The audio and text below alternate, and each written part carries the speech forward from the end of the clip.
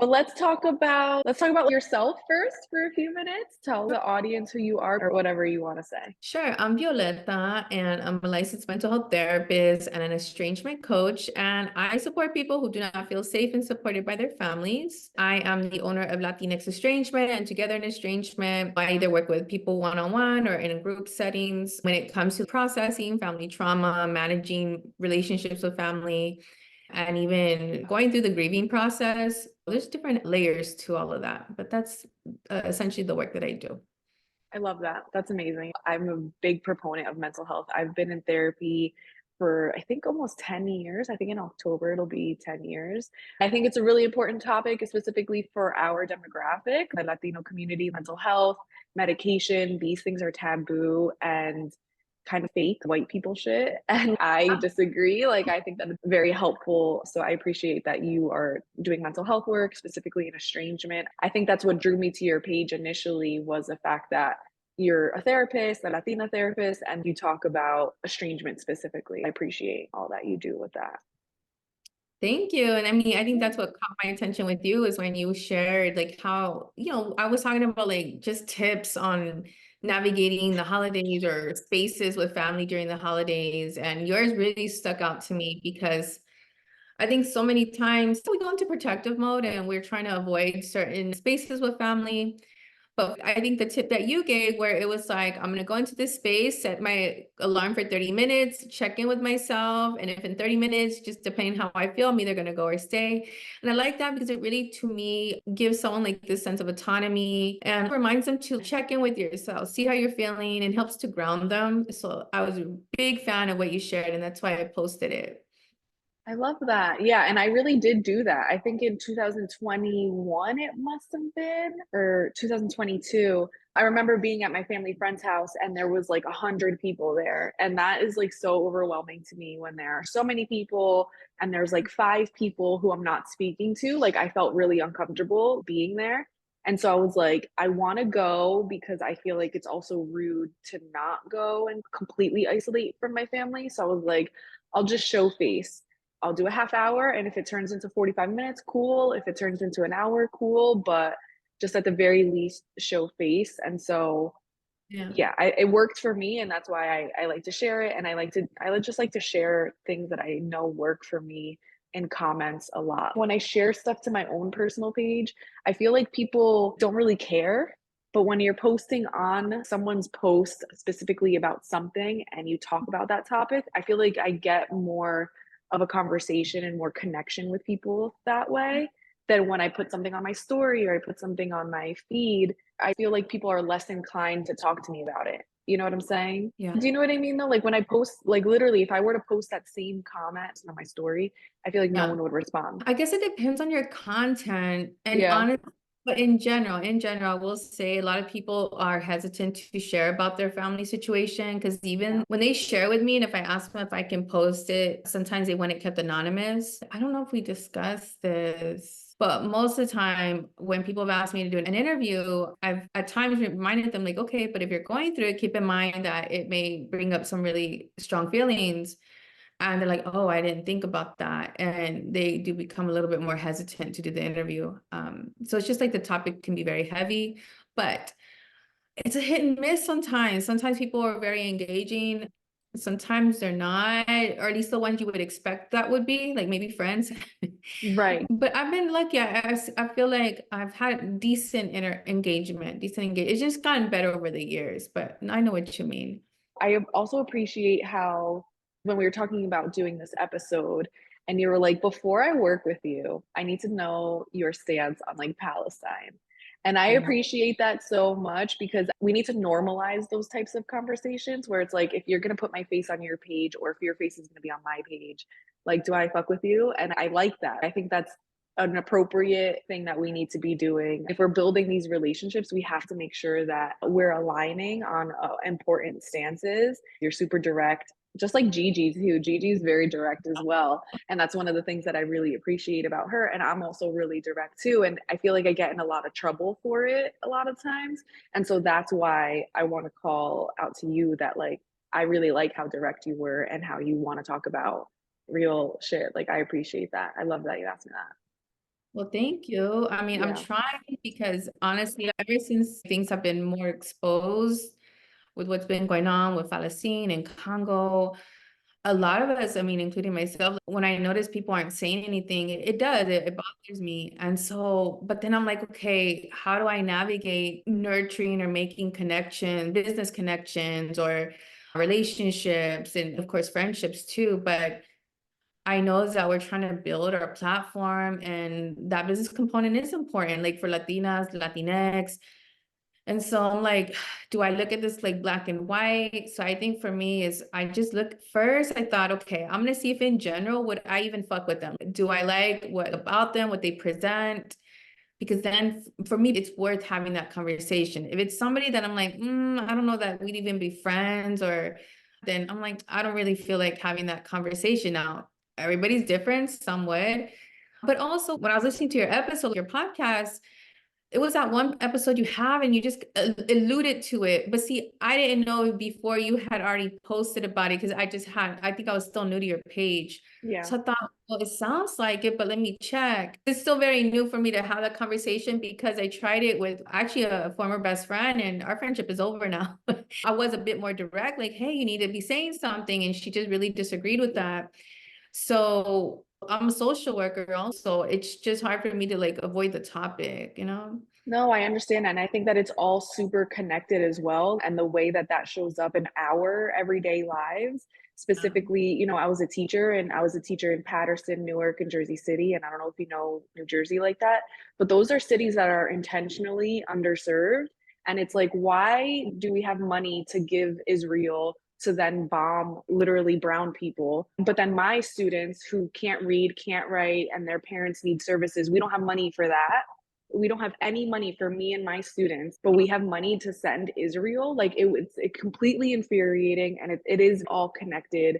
And I think that with me and my podcast, I'm reading a book actually right now, and I'm going to do an entire episode on Palestine. When I'm talking about other books that are about alcoholism and how big companies are really driving that and all the power that they have, it's connected to Palestine. All of these, it's not individual. We're all in world, we're all in this together. And so I hear what you're saying, that maybe I'm not as direct as you would want me to be, but I do think that it's all connected. And so if we start talking about ABC, then we're also going to be pooling in X, Y, and Z as well. And I know that we talked about this in DMs as well.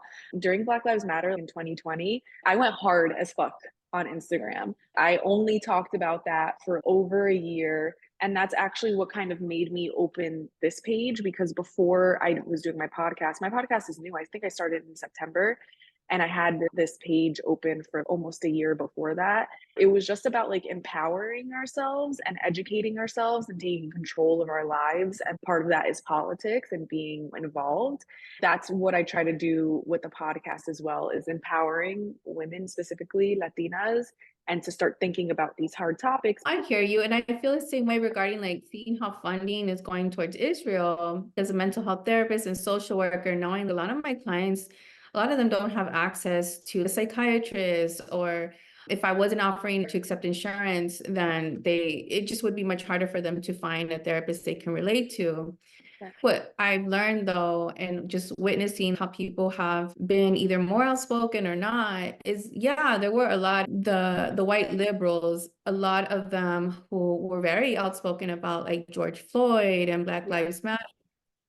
But I think you start to see like how performative that was, because now with something where one, I think a lot of folks don't understand the Jewish community and feel like, oh, they'll understand how it's intertwined with Zionism and how just because you're Jewish doesn't mean you're a Zionist, how that's been manipulated. And so I think there's a lot of fear in them like offending people versus just signing up for what's right and recognizing like a genocide, right? And this is in real time. I mean, it's obviously been going on. Also recognizing how important visibility is. I never gave it a lot of thought until I started to see this in real time, that damn, visibility from allies is so much more important. And I think from someone who's experienced family estrangement, and sometimes people don't take you serious and you're constantly trying to convince people outside of the family, that when you look at it on a larger scale, seeing how so many Palestinians are almost trying to convince people that this is a genocide because of all the propaganda, looking at how vulnerable identities are suffering and their pain is on display for everybody. Now, just as much as that's visible, I feel like the support needs to be visible. Yeah. Versus some people are like, well, I don't have to post on my platform. That's just where I disagree. But now, as time goes on, like, how do I approach that conversation? Because people can get super defensive depending on how you come at them, you know? But either way, I mean, shit, it's just the fact that you still made comments or alluded to it was more than some people are even willing to do. That's why I was like, hey, let me check in.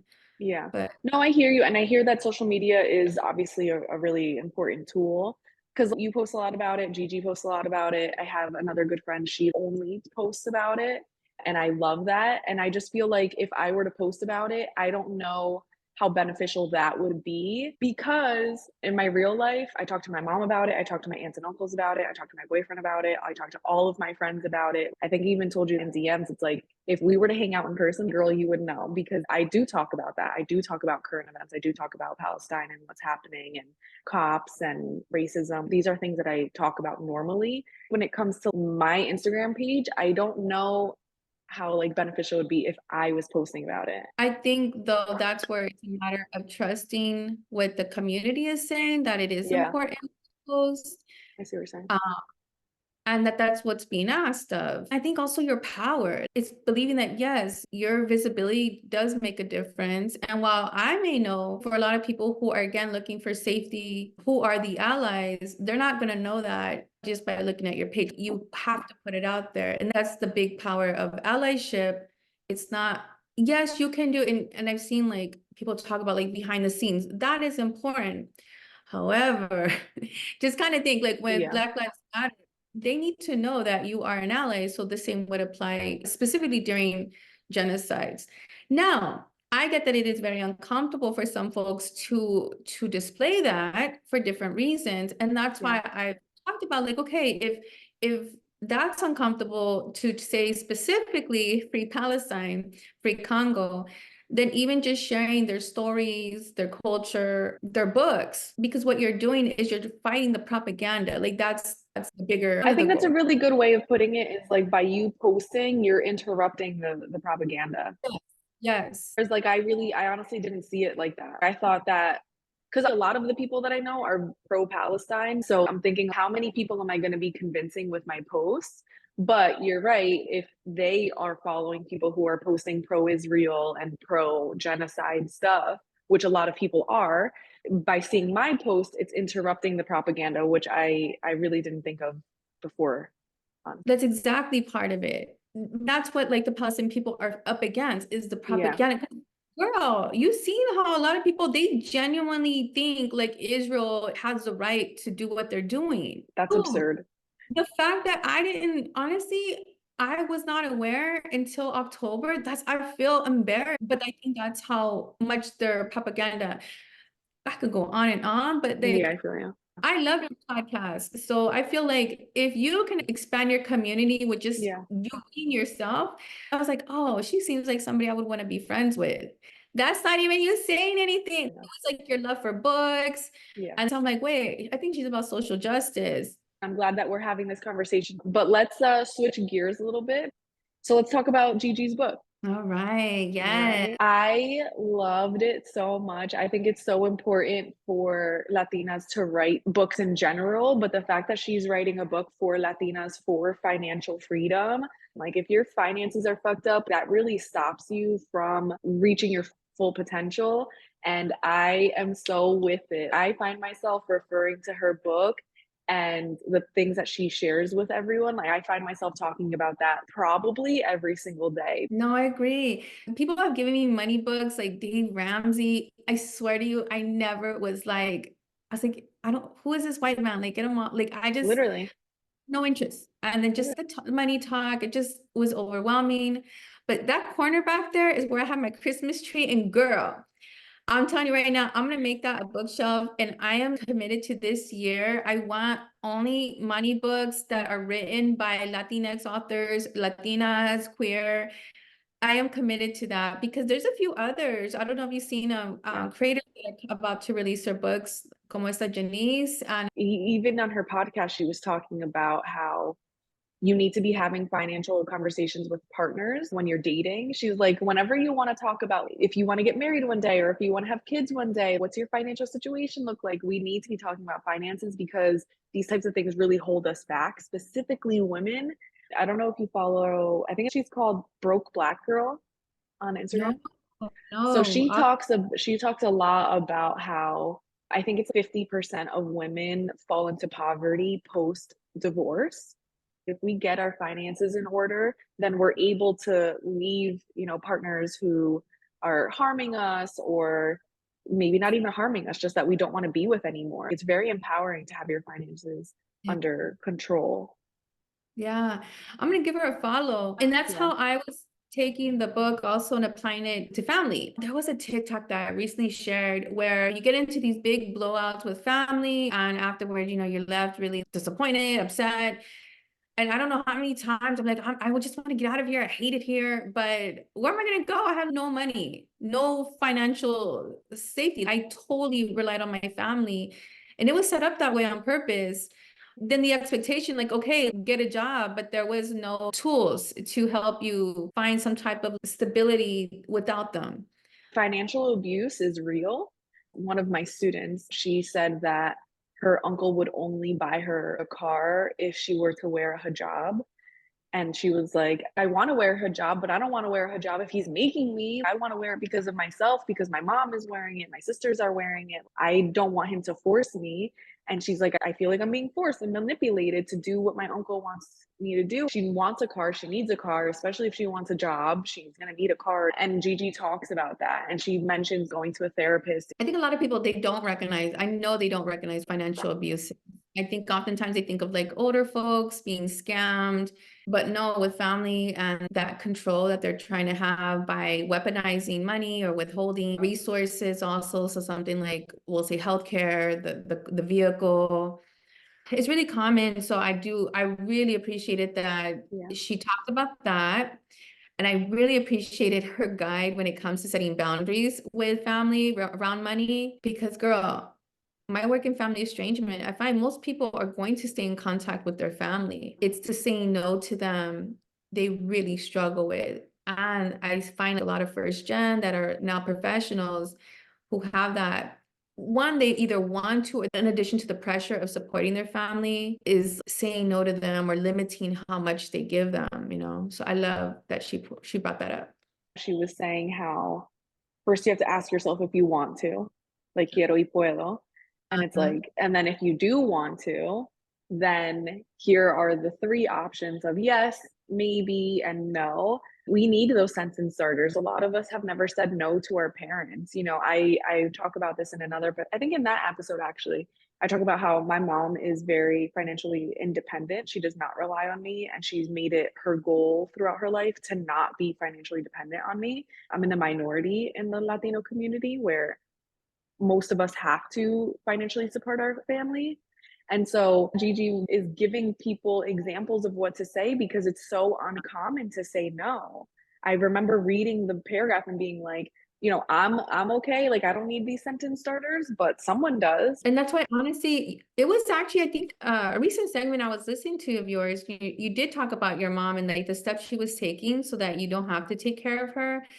That I didn't even know that existed. And your transparency about that was like, okay, I want to do that for my daughter. I can't wait for the relationship podcast because there are a lot of people who have a lot of debt and they don't even know until they're married or something, or they're financially supporting. We need to be talking about these things because traditionally, when someone in a relationship is suffering, who's going to be suffering? The women. Yeah. Like Yeah. men don't suffer as much as women. Are there men that suffer? Sure. Do they experience financial abuse? Yes, sure. But most of the time, like it's women who are suffering. I'm so happy that we are alive during this time. Like that sounds kind of corny to say, but I'm really happy that I am here during the same time that you guys are because I even think that like 15, 20 years ago, just women being so outspoken and talking about taboo things was frowned upon. And I can't wait for all of these things that we're fighting and we're advocating for. I hope that we've already worked through all of Yeah. this crap and they don't have to go through it as much. You know what I'm saying? I hope times change essentially. Me too. I'm telling you, with Cultura and Cash, it really motivated me to have more money talks with my daughter and her girlfriend because I don't have a partner to have money dates, but I was like, I can do that with my daughter. I have to be mindful because it still makes a difference when it comes from me because I am her mom and I can't trigger her in ways that I used to parent to where she may be more resistant. So I don't want to tell her she has to. I tell her why it's important. And I'm like, hey, like, even start small, I'll help you. But the funny thing is, one of her good friends is really focused on building her credit and her money. So that connected us. And I sent her a copy of the book. And now we're like those, I guess, accountability partners when it comes to our money goals. And I never would have thought to do that, especially with Mija's friend. I mean, they're 25. So they're getting older, it's easier, but still, if it wasn't for the book, I just wouldn't been as motivated to do that, especially now, and I feel like you're right. Now is the time.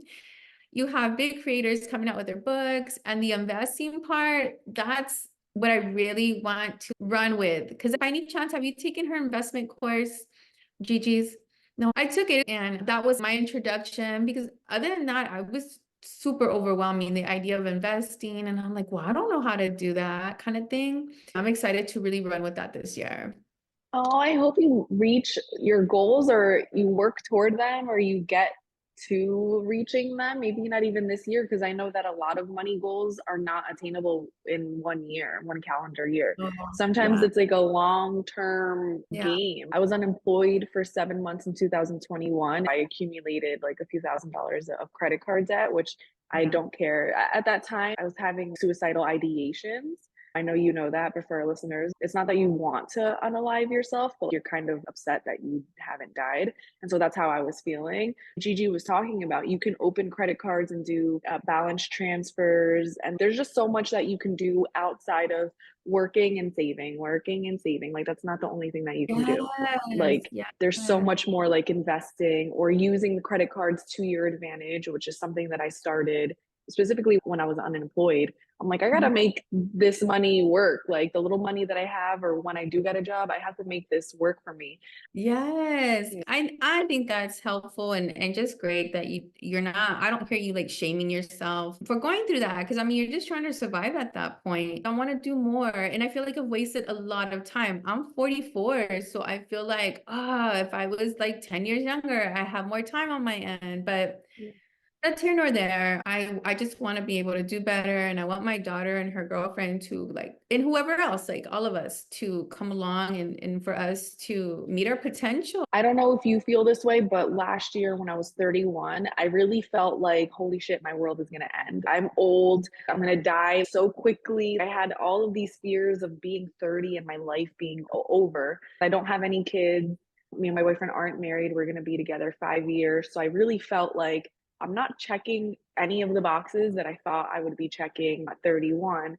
But now that I'm 32 and I'm going to be 33 this year, I'm really coming to terms with the fact that I'm not old. My life is not over. I have 40, 50, 60 years ahead of me. And the same goes for you. Like 44, I don't know your financial situation, I don't know your personal life, but like I feel like we have today. Like Yeah. Bad Bunny says, La vida es solo un momento. Right now, not the past, it's right Yeah. now. You can make changes, you can make a difference in your financial future if that's a goal that you have. And it seems like it is. So I'm excited for you. I'm happy that you are down that path. Thanks, friend. I at least don't want to feel so shamey. I want to Oh, feel good about the decisions I make, even if let's say I don't invest, I don't get to where I could have gotten it. If I don't get to where I would like to, at least feel more intentional about where my money goes. Because there's such this feeling like when you see your account, you're like, how did that happen? How did somebody take my card? No, yeah, it was literally. It was all you, girl. No one did that. No, and but I think that like it's also really hard because when I was a teacher, I felt like that a lot. I was very shamey about my finances because I wasn't getting paid anything at all. right. And like my student loans were like over 40% of my income. And then like on top of that, I have to like live on my own and like feed myself and I want to go on Right. vacation. Like, what are you talking about? Like, I can't do any of those things. And so I see what you're saying with like the shaminess of it, but there's a lot of things that are happening outside of you. The only thing that you can control is yourself and what you do with your money. Easier said than done, obviously. I feel good working with older adults. And now I'm a part-time aqua instructor with all the senoras. Oh, Having nice. been in that community for a few years, it's helped to normalize aging for me. It doesn't feel daunting or doomsy. Not like a big scary thing. Maybe I did feel that way and I just don't remember. To Yeah. me, it's just the constant, like maybe the grief, the loss of time. Like, oh, I wish I had done this or that. But you know what? Yeah. It's like you said, now is where it's at. And I want to put things into action moving forward and feel good today, you know? Life is so short. I don't know where the past 32 years have gone. It flew by. My niece is 11 and she's reading books and she's so brilliant. And it's like, I thought you were a baby. How are I you know. 11? And then I know that like tomorrow she's going to be 22 and then she's going to be 33. That's just how time is. And I don't want to have a bad time. I don't want to feel bad about myself. I don't want to have negative experiences with other people. So talking about finances and getting right with your finances and connecting with people that are like-minded individuals and Yeah. standing up for what's right. So many things contribute to feeling good and happy. What was the most recent fiction book that you've read? I think Crying in the Bathroom by esta Erica. You know I which one I'm haven't heard talking that about? one. Erica No. Sanchez? The one that she wrote, I'm Not Your Perfect Mexican Daughter. Yeah, Crying in the Bathroom. It's a Crying memoir. River. I really like that one. I love hearing characters talk about their single life because I'm a single girly. I liked it. I mean, I don't know if it counts as fiction. And then How Not to Drown in a Glass of Water. Of course, I I love loved that book. I loved it. yeah, me too. I just love Dominican women. Every time that she was talking, because the whole time she's talking to the social worker, I could literally picture the Dominican women that I know. I'm like, this is so accurate. It's a really good representation of her. I loved it. Yes. And then there was another one. I just con esta, she's also a Dominican writer. I met her at the San Antonio Book Festival. Neruda, yeah, Neruda in the Park. There you go. I I haven't read heard of that one. that was one of the recent ones. And the Hacienda, did you read that? Have you read that one? Mm-mm. I haven't read any of these books that you're mentioning. I'm looking at them right now on Goodreads. But hold on, you read books I have not read because I'm telling you, there was one I was telling you in the voice memo that I was like, I gotta read this book. The one I don't know, I could probably just look at the podcast. I cannot remember what it's called, but it was. Slaughterhouse Five. No, I don't. That's what I'm telling you. I don't even know the name of the. Was it about war the whole time Yes, I think it's and about like war. aliens? Well, I think that's the one where I was like, hey, like you even Yeah, mentioned Palestine in the beginning. yeah, Um, well, anyways, I kept listening to it while I was running my errands and this and that, like, oh, this is good. yeah, And I was like, even what you shared, I still want to read the book. And so that's why I really yeah. like your style. I love history. And I used to, girl, why did my dad have us watching the PBS special in the Civil War? So I knew all the wars, World War I, World War II. That's But the so point funny. is, but I never really read books on about war. So if that book you're talking about has to do with war, I haven't read it. So that would be a first for me, you know. Slaughterhouse Five. Yeah, it was a good book. I used to only read World War II books, Hey, specifically women in World War II, because I didn't understand how Nazis could become so powerful. yeah, And we now know it's because of propaganda, like they weren't educated. Most people didn't even have TVs in their homes. And if they did, it yeah. was one channel. So it's like, it's not the same as it was today. And I remember being so obsessed, like as a young adult in my early 20s, being like, how did this happen? And so I only read those. So if you're interested in World War II books, specifically with women, I can think of like five off the top of my head that I will tell you. Dude, I'm gonna just go through your podcast. I'm gonna like that's like when Lisa posts books, you post books, like that's how I Yeah, yeah. yeah, like I'll go looking at chasing books. Wait, do you have a book club? I don't think I've seen it. I have a book club at home with my friends. And when I was a teacher, I had a book club with my students. There's a book club in my building that I attend, but I don't have my own one. I think that I do need to make my own book club and meet virtually, but it's hard to get people to read books. Life is hard. Life is a lot. And so it's hard to get people to agree to a book and then meet at a certain time. Because even with our writing Latino community, I don't feel like I count because I have not participated. I feel I don't want we to. only had one meeting. No one I participated. There feel was three of us. I feel so bad, but I can't. Like, No. I have so much on my plate, but I really wanted to. It seemed like a good idea Yeah. at first. I'm like, wait, Yeah. Violetta, this is a lot. We have the meeting tomorrow too, and I'm like, if people don't come, that's okay. I'm not mad at them. I'm not going to be like, oh, why didn't you come? No, it's just people have their own stuff going on, and so it's hard for me to expect people to meet and to talk about it. And so that's why I do the podcast, because it's like a Yeah, book club, or yeah, read the book or don't read the book, whatever you want, but here's yeah. my podcast, so listen to it. So that's I would totally join your book club because I belong to one, but I didn't care for the last book she was going to talk about. So I was like, I ain't joining that one. Well, yeah, that session. But I don't know, something about like, especially when it's fiction, it's like this intimate relationship and it like all these feelings come out. I feel like if you join a club or you're a part of a community, I do think there should be accountability or responsibility to participate because yeah, why are you here? Like I now one could say, well, just being in it. And one could say, okay, it helps like to get those messages, the sense of belonging. But I don't know. I want to be able to show up for people. And I like that reciprocated too, you know? yeah. So anyways, I think it's important. And I would join your book club if you have one, girl. And Okay. I'll I participate. am thinking about it. I am thinking about it. And I am also thinking about doing like a subscription thing Yeah. where every week that I post a podcast, I can send out a couple paragraphs on the podcast to have a community and build up a community of people who I can reach out to. Because the whole reason why I'm doing this podcast and the Instagram page is because I am going to write my own book. If I do all of these things, then when I release the book, I'll already have a couple thousand people to read the book. You know what I'm saying? Yeah. That's my like 5 year goal. Publish Yeah. a book and hope it does well, you know.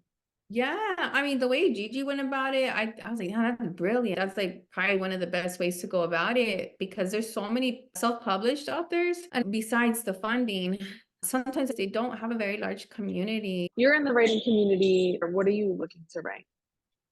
I want to write a workbook regarding family estrangement. I wouldn't mind a book, not necessarily about my story, but include personal experience, but also like, okay, here's giving people the language for what's going on and how to navigate that. But the workbook, for some reason, that that's something I really want to do. It's just now making at some point really being focused on that. And I haven't. Girl, I can barely keep up with my I newsletter. know. I know. It's hard. And I feel like what I'm doing right now is I'm just doing 15 minutes a day. That's it. 15 minutes a day. I Okay. time it. I literally have a timer where I sit down and for 15 minutes, I sit at the computer and I do it. And that's it. Yeah. And then whatever happens, happens. I'm not a writer. I have no idea what I'm doing. That's part of the reason why I want the writing communities because I don't know Yeah. what I'm doing. So I would like feedback and see what other people are doing and maybe I could get ideas from them too. I was going to ask you, wait, why don't you teach anymore? Mostly because the education system is really harmful to students, specifically Black boys with disabilities. And I was a Yeah. special education teacher. Oh, And really? so it was just really hard to be part of a system, specifically with administration and coworkers who were racist and actively harming students. Yeah. And I often felt like I was the only one speaking out, and it was impossible to sustain.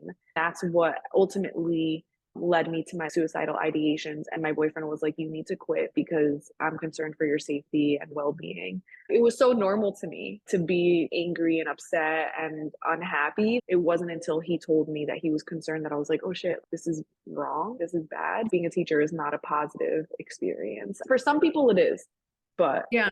it was not for me. No, I believe it. Both my brothers were teachers, and he used to talk about the same thing about like just being around like, racist teachers.